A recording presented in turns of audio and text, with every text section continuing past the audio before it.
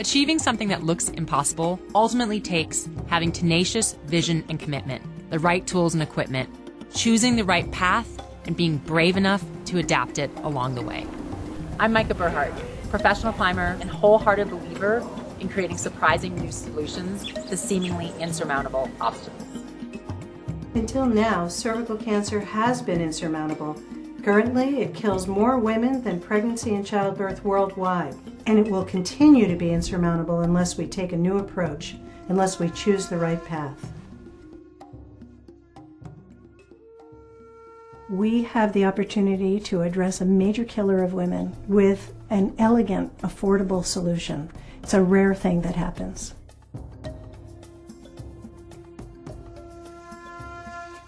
The simple solution that we have right now today is visual inspection. It's not perfect, but it's good, and it works, and we've seen it work.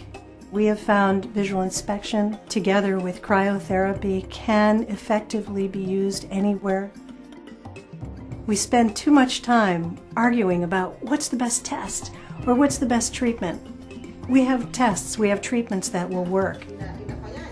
And now it's really about access. That's where we need to engage the community. We can put services into any health center, but what will bring her to those services? She needs information. She needs transportation. She may need social permission to go. She needs to know that prevention can save her life. And it's the community that can build that bridge, because it's the community that cares about her. We need to engage that resource. We need to make it a priority. We need to put it at equal status with our technology. It's this amazing public-private partnership that builds a bridge between the community and care. In our 17 years of working in the field, Grounds for Health has learned that community is key. El mayor impacto es el trabajo comunitario que yo siento que es el motor para este programa. Ellas se sienten obligadas de atenderlas y de quererlas y llevarlas.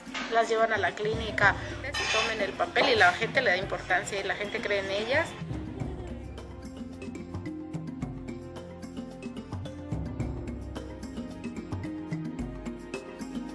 Engaging community, bringing partnerships together, building coalitions, that's the hard work, but that's the work that's going to bring us success in addressing this major killer of women.